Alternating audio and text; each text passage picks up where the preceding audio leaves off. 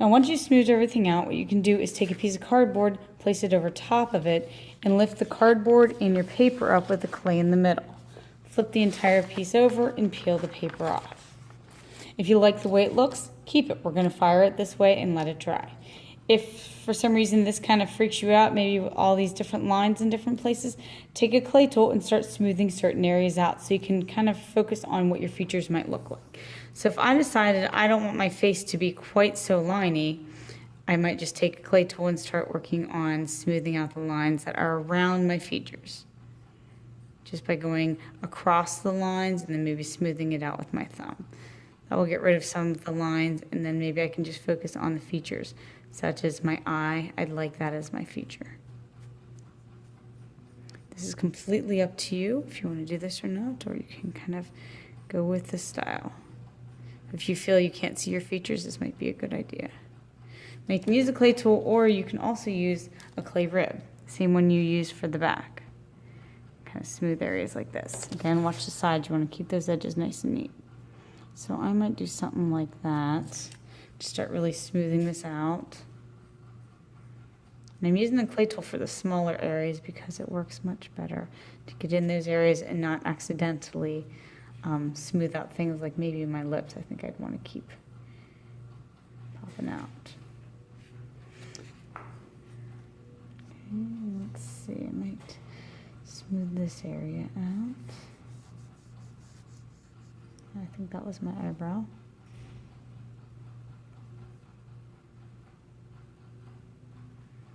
And that is my eyebrow.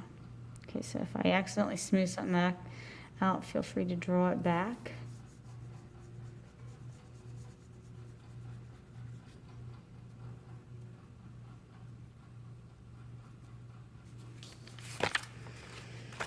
If you need to, maybe turn your image over and kind of look at it through the light. You might be able to see. My eyebrow's a little bit bigger. So I might actually have kind of come over like this.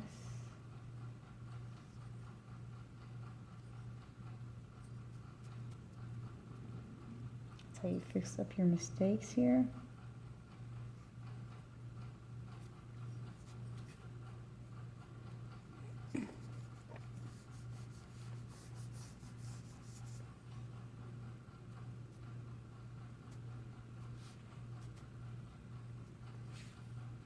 So I'm going to keep this eye and smooth out here.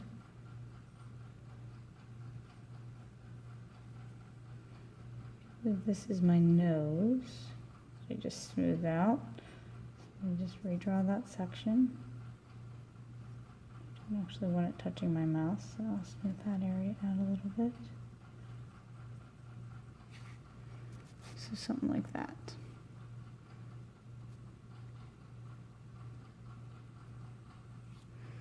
So that might be how you want to do it. Maybe then I realize, this section kind of seems a little flat and plain to me. Maybe then I'll take and roll a coil and add some details. You want to give a little dimensionality.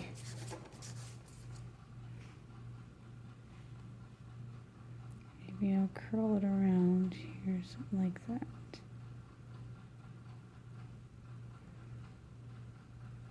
So if you want to start making things on top, you can kind of have them popping out.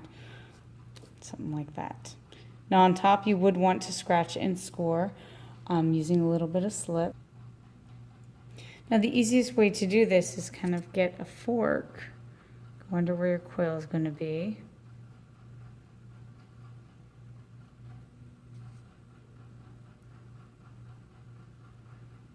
I kind of scratch it a little bit.